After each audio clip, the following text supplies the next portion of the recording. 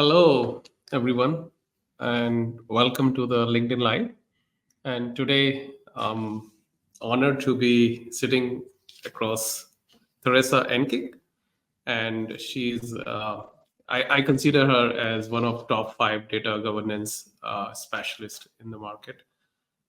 What she knows about data governance, in-depth experience, and not many people have that. She have implemented data governance to more than 40 to 50 different companies and customers, small to mid to large, different kind of organization from banks to healthcare to retail. I think she will tell to how many industries she have worked, but a huge experience in data governance. She's real know the insights about the data governance quite a bit. So I'm really glad that Teresa, you can join us. Thank you. Thank you. And let's start this. And for everyone, I'm Sharad Varshney, your host.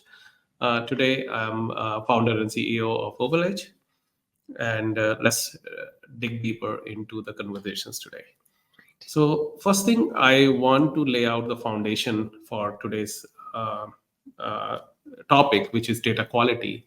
We are talking about data quality. So, one thing I want to be very clear in the three main principles of our data governance. One is the metadata governance, another one is data quality, and third one is data access and privacy compliance. So today we will not be talking about metadata governance or data access and quality, although for higher quality we are all three of them, but we will be focusing on data quality, which is more around like pipeline management, pipeline operation, more around that aspect and the accuracy of the data and more about that. So being only that in the context in mind, hey Teresa, why not you elaborate a little bit more? What are the different ways you want to, implement data quality? Sure. And just suggest some more, shed some more light into this Awesome. topic. Thank you. So when I start helping an organization around data quality, one of the first things that I usually try to address is the reactive data quality, especially if they have a frustrated audience of data consumers. We need to get their confidence back in the data. So how well are we reacting to data quality, and do we have a well mapped out process? Are we reacting with urgency to quality requests? Do we have a triage process? Are we communicating to all impacted user when a quality item is found? I also note that a lot of reactive data quality is more related to adverse data events than actual content data quality. So there's that distinction. Third-party data comes up a lot in reactive data quality, and also upstream changes that were not communicated and mitigated are impacting your downstream assets. So I try to pull all of that together from reactive data quality. As we're pulling that together, we start getting our capacity back and building out that proactive data quality backlog. These are things that are value driven, that are impacting the business, that do have more to do with content or business process data quality, that can be very costly to the agency. We want to establish these data quality routines as close to the source as often as possible and report it back to the team so that it can be remediated before it impacts the downstream. Give them the opportunity to know, hey, cancel this load closing. We're not ready. We've got a major quality issue. So those are the things that you want to put into your proactive backlog. And where can we safely run these routines so that we're not impacting or competing on the production servers with servicing customers or servicing a website?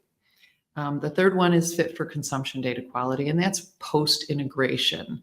That's usually done in the data warehouse or your self-service area that says, how well do we have quality in our email addresses? How well is the quality in this?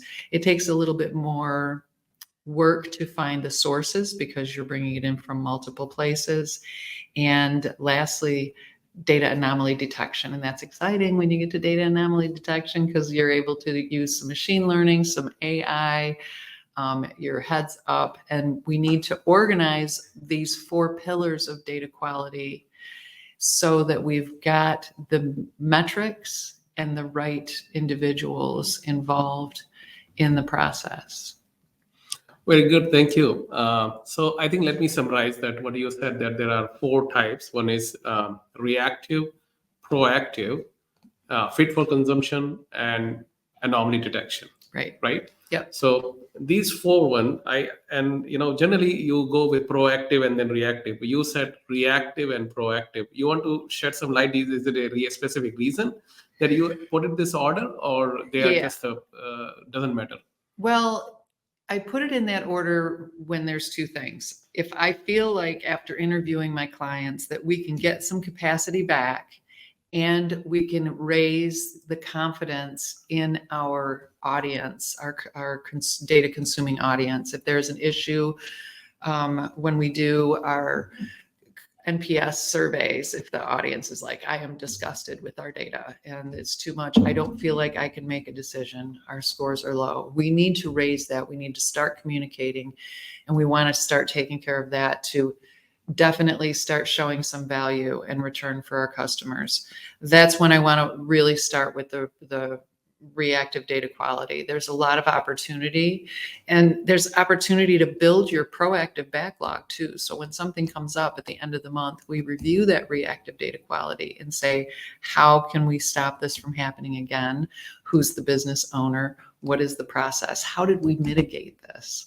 Let's document that so that we will be able to shut the door quickly the next time this comes up, if it's a threat. Oh, wonderful. So basically what I'm hearing is that the reactive is more not important. What I would say that that's the first priority than the proactive data quality. Yeah. While, in terms of software development life cycle, testing is more important than the production go live, right? If you think about it, while in this area, this is not about testing, it's about it's about reactive event first. You provide focus on it, and then you go to the proactive testing. Proactively kind of checking the rules and putting those into your pipeline ecosystem. Right. I think this is a very relevant subject because I have seen that a lot of customers started, not customers as well as prospects, like they are writing rules after rules after rules, a lot of rules. But what you're saying is that the more focus should go first on the reactive data quality because these problems exist. So I think that you get more value, and I think historically we've been surviving our data quality issues. In some cases, when I meet with a customer, they've got a pretty good handle on reactive.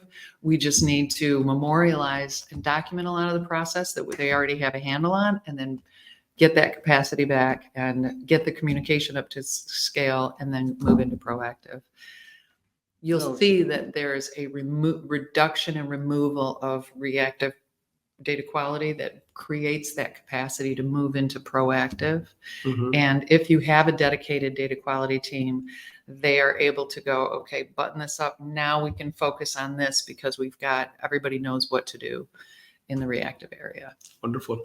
So when we are talking about the reactive data quality, help me understand, let's say somebody is starting a new framework and from the beginning, what kind of processes they have to put for reactive data quality. What my understanding is that they have to open it up a service desk system. What does it look like, and what does the process look like to set it up, the reactive data quality framework? So one of the things that I try to find out, not just from the data quality team, but by interviewing people in the organization, is what is the process to report a data quality issue, and what is the experience from a data consumer? And what is their feeling about how it's being responded to? Is it responded with urgency? Do you know who to call? And in some cases, there is no process at all. And in some cases, they say, yep, I know exactly where to go, and I open the ticket. Or other cases, they're like, well, I call this team, and then I call Betty because Betty knows a lot about data quality or at the data, and she can usually point me to who developed it because I don't have visibility into that. So I want to start addressing all of that in a plan so that we have a very clear, documented people and process for reactive data quality. Wonderful. So what I'm hearing is that we need a process, and the process is very simple. The first thing is that who is how you are basically creating the tickets, and who is creating the tickets. You understand that aspect, and then the process is established. Like what we call it, like data quality improvement life cycle. Right.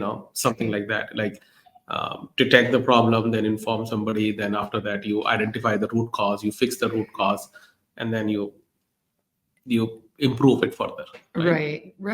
And some of the questions I'll ask of the data quality team can be like challenging in some cases, where I'm saying, how many ETL failures did you have last month? And are they increasing or decreasing? And are we even keeping track of that? How many adverse data events did you have that were third-party data related? Which vendors? And they're like, oh, well, we would have to go out and get that data. It would take us a long time. We don't really keep track of those things. And I think that it's keeping track of them is not as difficult as a lot of people think. And I also want to know, how many people did it take to solve this problem? How many reports were impacted? How many people are looking at those reports? There are ways to be able to pull these things together, and so that you can apply a cost to these adverse data events and then present that to leadership, who had, in many cases, never been aware of the load of quality issues and non-value added activities that the team is carrying for these type of events. And usually what I find after a few months of being able to pull this together at the end of the month, they're very excited to show leadership, because leadership is now saying, this is unacceptable, we're going to do something about it. Whereas in the past, we were surviving these events with very little transparency. So you raise a very important point, is collecting the data. Like at OvalEdge, we have this whole catalog, and as well as the data quality submission process is there. So when you report the problem, the context is automatically captured. The which report you're reporting the data problem to be. You can conduct the root cause analysis using lineage, etc. So those features, functionalities are there, which is like all these things can come out of the box if you're using OvalEdge for your reactive data quality understanding. The one of the problem I face in reactive data quality is you have 20 tickets or 100 tickets, which is lined up there. How would I prioritize this? Is there a framework you want to suggest which can be used to prioritize? A lot of events are there, so that I can focus on what is most critical, and how do I know which is most critical? So if you want to shed some light on that part. To know what is critical, it's really about what report. When you've got a governed data environment and somebody reports a data quality issue, there's a couple of things that I try to employ. And that is, what is the criticality of this report? And we do that during our report curation process. When we have reports that are in our production environment, we have spent an average of $10,000 to $15,000 to build that asset. And therefore, we're going to respond and care for the health and well-being of that asset. And that means keeping track of the criticality, the audience size, so that we know the impact. If suddenly the revenue on this dashboard for February has disappeared, we need to respond with urgency. We need to be able to reinstate that, and we need to communicate. So it's exciting when you start communicating proactively. You might have revenue disappear on a dashboard, and if the audience has 50 people, you'll get 20 tickets of data quality opened immediately. But it's really only one issue. So on the first issue, we're going to take a look at that. We've got a triage team that's standing by. We triage it and communicate. When you have OvalEdge and you've got your lineage set up, there's a lot of features in that tool that are really going to help identify the root cause quickly. You're going to get capacity back. We can then do an impact analysis upstream to say, where is this coming from? Who do I need to talk to? I've got an owner and a steward for communication. And then what is it impacting downstream? It's not just that dashboard. It's 7 reports. Who's looking at the reports? 14 people, 45 people.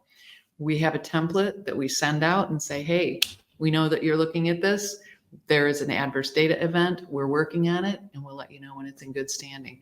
Getting that communication is what really raises the respect of your data consuming audience on those reports to know that they have a solid data team behind these assets. Thank you. That's really important to understand the, how do we prioritize things. Having the business impact is the most critical factor. I totally agree with you that we need a mechanism to understand that the business criticality and focus on the business criticality rather than IT criticality. Sometimes we focus a lot more on IT rather than on the business side of the problem, which happens. Yeah. After reactive, let's understand a little bit proactive. When you're saying about proactive, Yes. like the first Love question proactive. is that what to like I can have a critical data asset like my for example, if I'm a bank, I'm sending a call report out, right? Right. Or I'm sending it some as a third party. I can have a lot of data which is available, which is ready for sending out, or I'm getting the data, I'm getting data from third party, I'm getting data from different systems. I can write hundreds of rules on a table, a specific table. I can write hundreds of rules on a column also. Yeah. So is it worthwhile to write so many rules and functions and everything on a table or a function to write proactive rules? Or do you have some sort of a guidelines or principles that also you need some sort of a criticality check or prioritization framework that this is what you need to write it?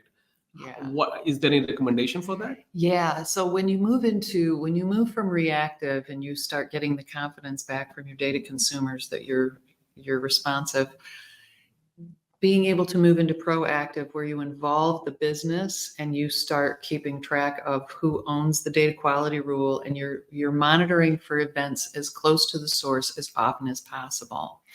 This is where you're leaning your program into value. So if you were a bank and you close a loan and the broker's license is expired, that loan can be problematic. It may be that you can't sell that to Fannie Mae or Freddie Mac. It could cost the company a tremendous amount of money. It's a business process failure, and it is a data quality issue. If there's any way that we can trap these in data quality all day long, that's where you're going to get real value in making sure that this never happens again. When we do that, we assign an owner. We have the process that is followed by a number of team members to mitigate that immediately. That process might look like if you have a bad vehicle identification number on a car loan, go to the document management, look for this document and this document, then call this person. You can look them up here. So with those types of proactive data quality, we post the quality rule with who would mitigate it and step by step how it is mitigated. And that way, when we have staff changeover, we can have multiple people jump in to correct those. And we're going to fix it quickly. And we're going to be able to keep track of those. And we're really getting value out of our data quality there. We're going to close solid, good products. We're going to mitigate things at the source. And it's going to raise the data literacy and knowledge of the team members that don't realize the impact of some of the data that's going into the system. And those are much more content related. So I think at this one, there is a Connie. Hi, Ravindra. Connie is saying that data validation rules are Yes. also so important. Notification to customers Thank you, Connie. is also important. So again, this is a good comment about the same process. Yes. Thank you. If you create the underpinnings of these programs, you'll find that being able to go through the process becomes faster and faster, and you really start getting your capacity back. Now, in the proactive part, as you mentioned that the loan status and the loan is getting closed, not getting closed because of a specific reason, right? Because of the license expired. Yes. So let's say I write a rule about it. Yep. I said, okay, here is a rule: if the license get expired, do not send this loan to Fannie Mae, Freddie Mac, or do not approve the loan. And before the Oh. approval of the process, If you see you're this, scream stopping it. bloody murder at 7 people. Yeah. Yeah. Yeah. So I wrote the rule, but what if I identify the data? How should I remediate it? Because it's a known problem. I have written the rule because it was known to me, but why the remediation of that problem should be known, and how do I address it? One of the things that I really like about the data quality control center, command center in OvalEdge is the ability to say this data proactive rule has trapped a situation. Here's the rule it trapped. Here's all the information that you asked for about that rule. So I'm not just saying bad vehicle identification number. We're able to say, what else can we give you that will help you fix this fast? And that is, tell me more about this, this, and this. So we're not just trying to identify the problem, but how do we help you fix it quickly?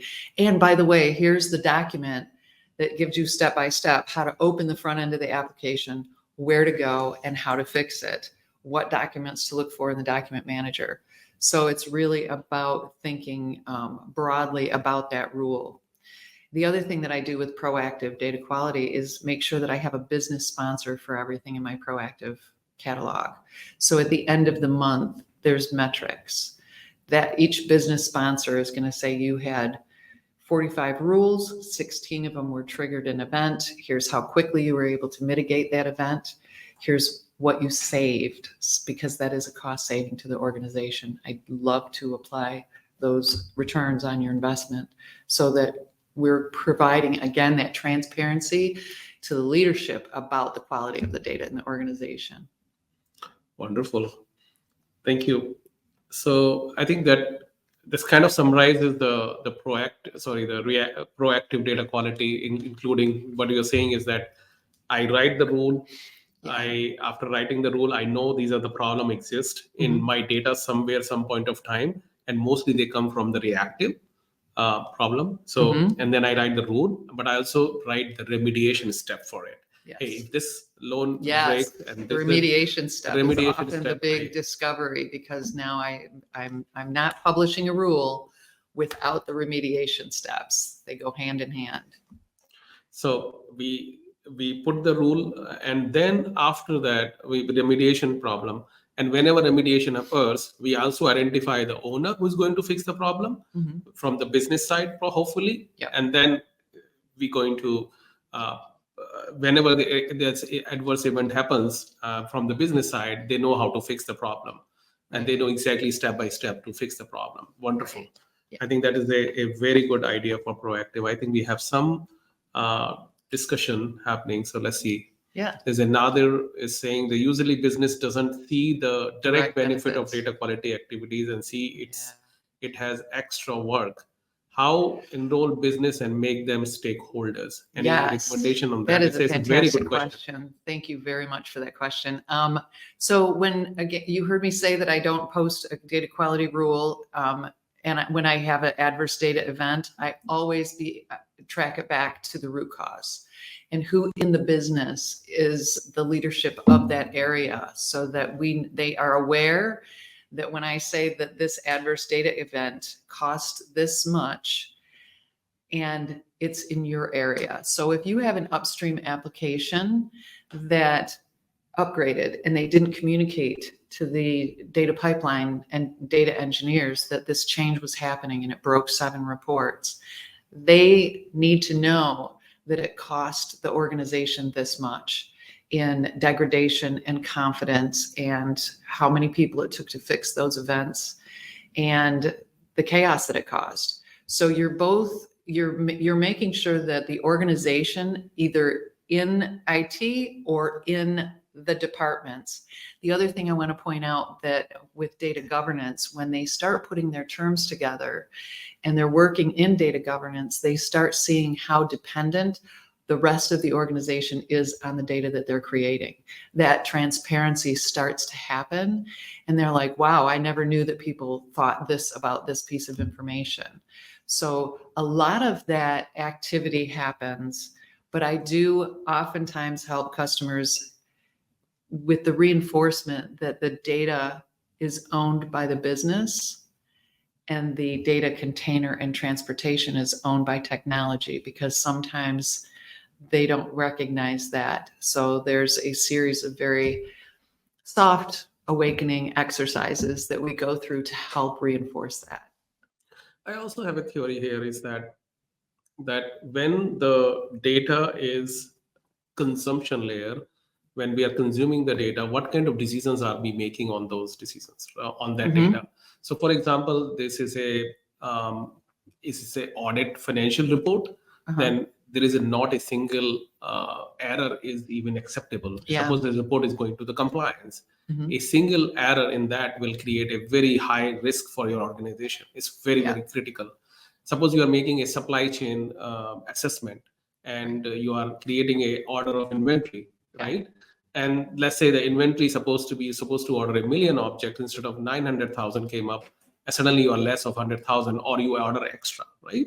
So those are, I would say, the decisions are very, very critical to your organization, and Yeah. the criticality of the business decisions directly dependent upon that Right. data, Yeah. and that is directly dependent upon the quality of the data. Right. So I think that if I have a report which is saying how many bugs in the system have it, for for the software application team, it is highly critical information for them. Right. For non-business software application, it's like, oh, okay, I don't care about it. But for software owners, owns a lot about like how many bug this software have it. Yeah. The same thing is that it dependent upon the criticality of the decisions you are taking from that, and then it backward tracks from that. So this is a very good question, and there is one more question is coming up about the measurement of the data quality. Yes, I was going to say, can we pull that Yeah. question up from How does the tool identify Hal? the Thank you very much for this question. I love it. How does the tool identify the root cause of the problem and the owner of the issue? So imagine you have lineage, and you have your data catalog, and you have your business glossary, and they're all interconnected. And a data quality issue is on a report, and I have the ability to do an upstream impact in the tool to say, where is this coming from? During that lineage, I can look at the code and see how the transformations are taking place and where it's coming from. When I see where it's coming from and I click on that data catalog, I have an owner, steward, and custodian right there. And I can communicate with them and say, did something go on with this? This is down. Yes, we have a third-party vendor who hasn't sent their data in yet. That's what's happening here. Great. I'll go communicate about that. These are the ways that are really going to work to expedite the situation. Now I know that there's an issue upstream. I'm going to do a downstream impact analysis, and I can see that it's going to impact 7 reports. I'm going to find out who's looking at those 7 reports and send out an email to let them know there's an issue here. We're working on it. I'll let you know again when we've got the report back in good standing. So it's really being able to have that interconnectedness between your data catalog, your lineage, your business glossary, allows you to get to who you need to talk to so much quicker as well. If the problem was in an ETL, I know who wrote the ETL. I have the owner and steward and the custodian. So being able to know who to talk to in a governed environment is, well, so good. Thank you. Yes. Yeah, and it's super easy that because of the lineage and the code, you can see to conduct the root cause analysis generally conducted by IT or / technical person who can go a little bit see in that, and then but the communication with the business and IT happens in OvalEdge, and it makes it much more easier for doing the root cause analysis as well as resolving that root cause further. There is one more question is coming up, which is very, very interesting. I think it has the same thing. Who all are, is this from Shreya or something? Who all can be involved in the discussion about the prioritization by criticality? I think that's like, I would say this is your favorite question, and how to map them against the business impact. Can you elaborate more on it? Is now a good time to bring up that slide? Should we move the slide up that I talk about, the discussion and the criticality? Can you bring up the reactive data quality? There we go. Okay, so this slide, we were going to show it later in the conversation, but I think now is the right time to bring it up. This is an example of how at the month end, I am reporting upward all of my adverse data events. I actually named the slide adverse data events because it includes anything that impacted our users. You can see that this month we had 21 adverse data events. We were able to close 18 of them. There's 4 of them that are going to carry over to next month's report.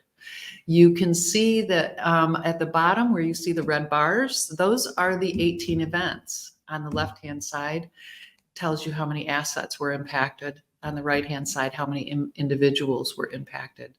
I also have a root cause analysis that tells you at the end of my data quality. So when I'm closing my data quality tickets or I do a month-end review with the team, we are going through here and you can say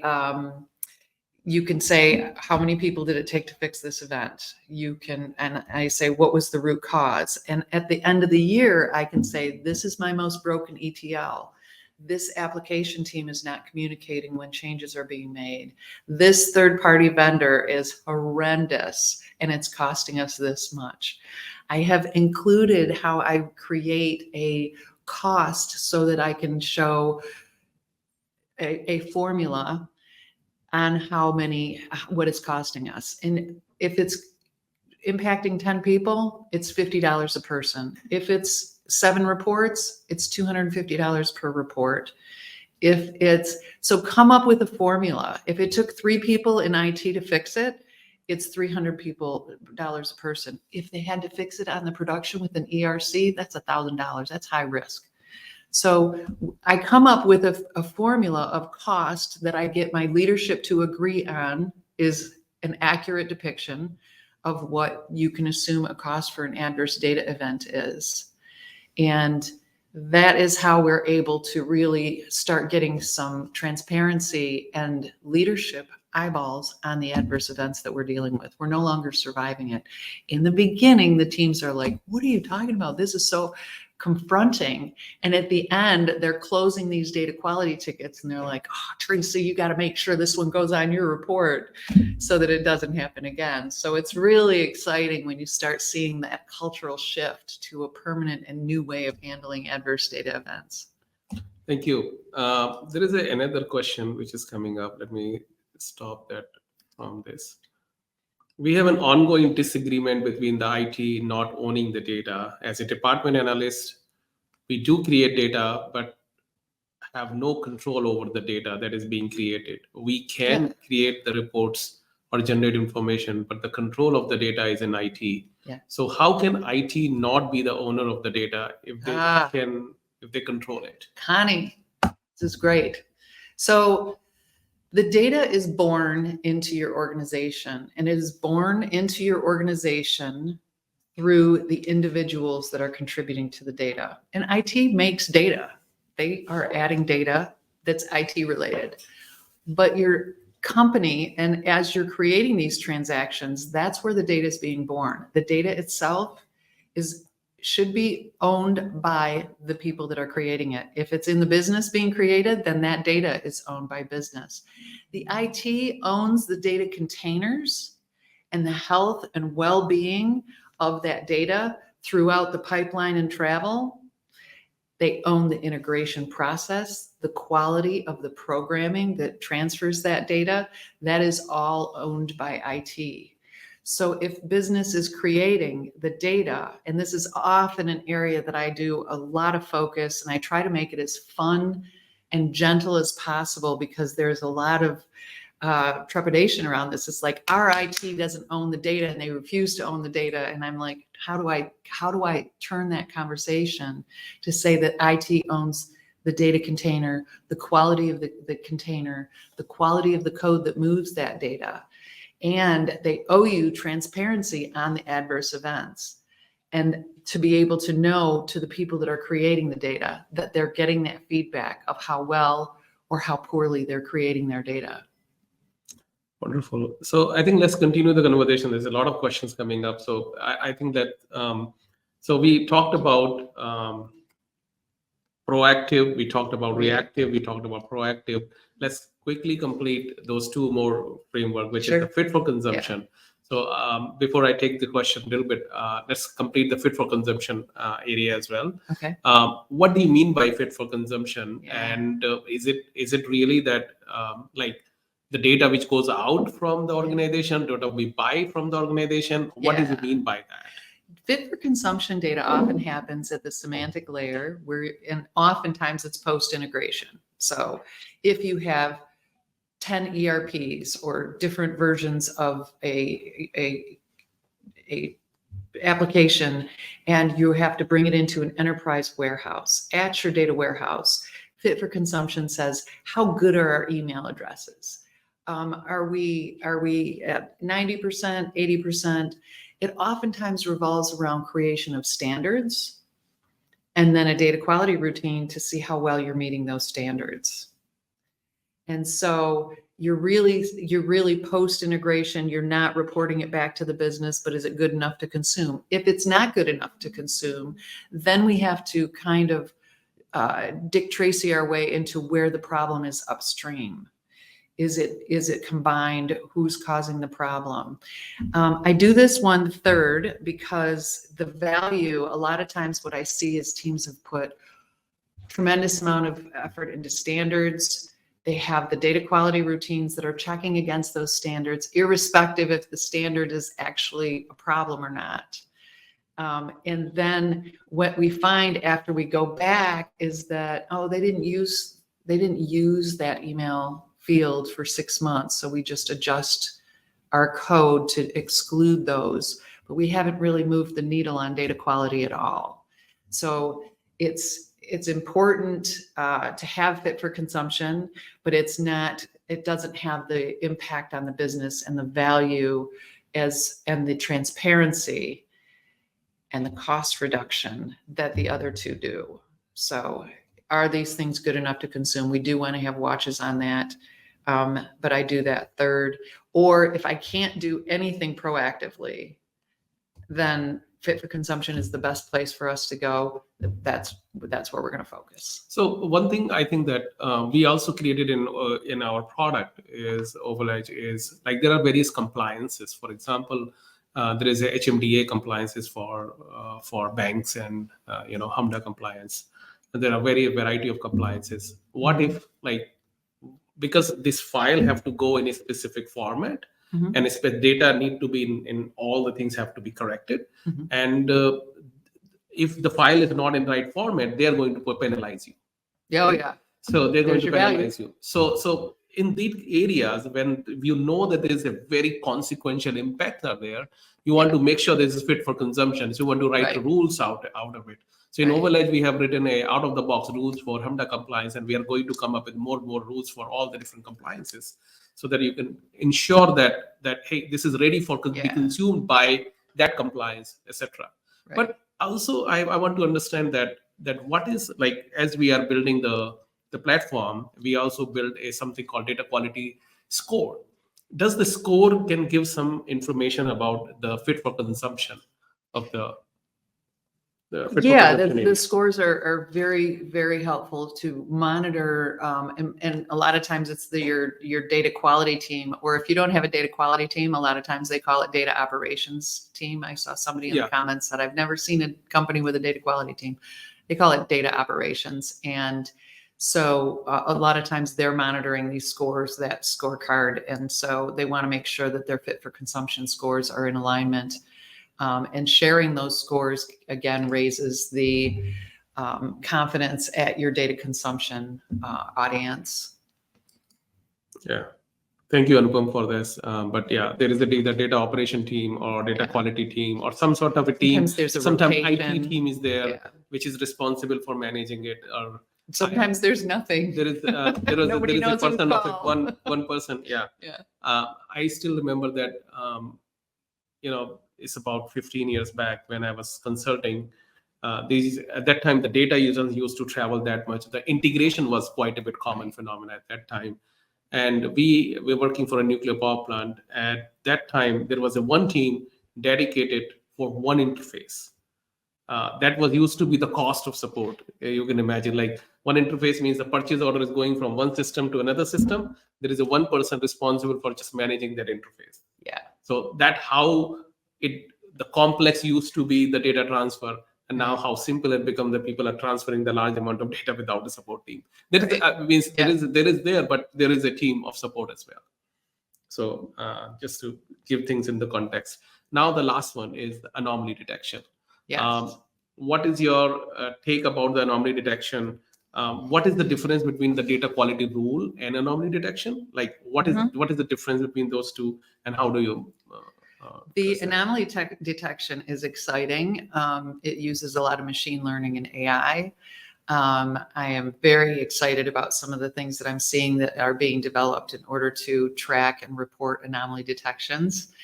Um, it's creative and fun, and sometimes it can just overwhelm you with a tidal wave of anomalies that aren't really anomalies. So the amount of time to refine your anomaly detection, if the system has shown that you usually get 10,000 records a day and yesterday you got 2,000, it's going to pull that up and say, hey, it looks like you're getting a very different amount of data other than what is expected.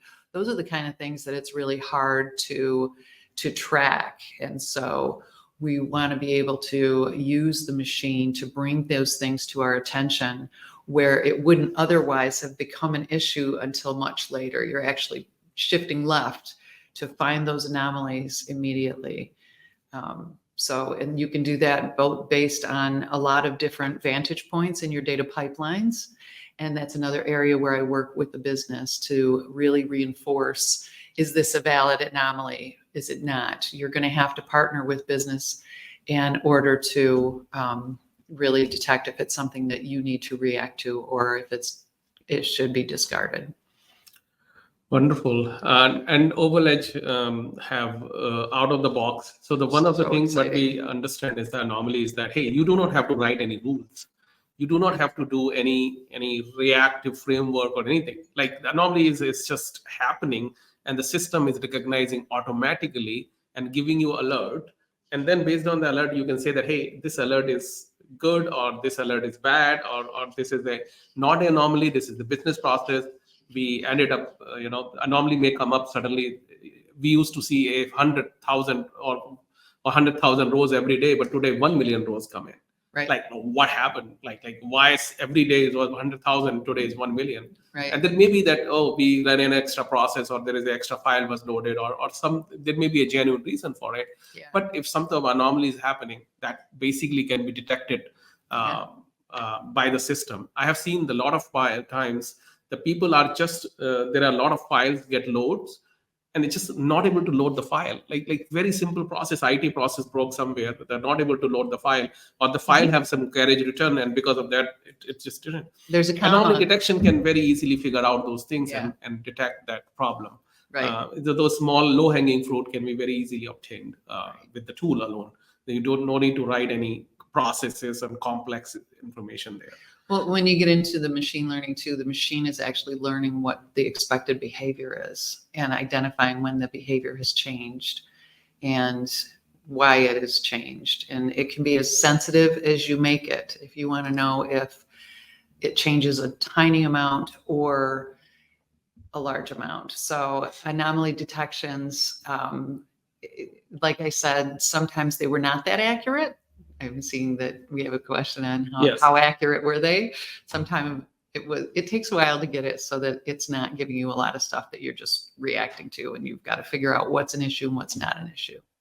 And also we're sometimes you have getting to there. fine tune the anomalies as well. Yep. What we have seen is that if the system is responding to, you can kind of control that also, that, okay, like this is not an anomaly for us, but the rows is goes in a 5 to 10% variation is okay, but 100% variation or 50% variation is not okay. So you have those control, which you can control it. Yep. Its system comes by default some configuration, but you can change those configuration based on your system requirement as well. Right. But generally the idea behind the anomaly detection is just detects automatically. You do not have to configure it further down. That's the main idea behind it. But yeah, that's true. That is it always accurate? Then yeah, it's an anomaly. You have to acknowledge that the anomaly exists and take action Sometimes it's accordingly. okay. on Yeah, that. sometimes, normally your loan applications come in for this amount and suddenly maybe Elon Musk did apply for a, $40 billion loan and it's accurate. It's still going to be an anomaly detection. Yeah, thank you. So I think we completed like all four areas Yeah. of that. There is I think that we already have slides. So the measurement of the data quality, and you want to shed some light about the measurement of the data quality before we close this session. Awesome. Okay. So when can we bring up the proactive data quality slide? When you have a adverse data event and you've got the ability to track and report your adverse data events, these are your month-end measurements, your metrics on your data quality. You can see I've got 85 rules in play, 40 violations were trapped. Here's what we saved because we were able to mitigate them within the SLA. If we fix it within the SLA, then I ask the owner of that rule, how much does this save us? Then we account for that as a savings for our proactive data quality. And then again, the violation types. Where do we need to focus our efforts? Third-party data. And then you see at the bottom corner, I have each one of the leaders in my organization that are at the director or VP level. And you can see how well I'm building out proactive data quality below them. Again, this reinforces they own the data and they're being reported back. If it's a code red data quality issue, is it a warning? Is it and then how many of them were mitigated within the SLA and how many did we miss?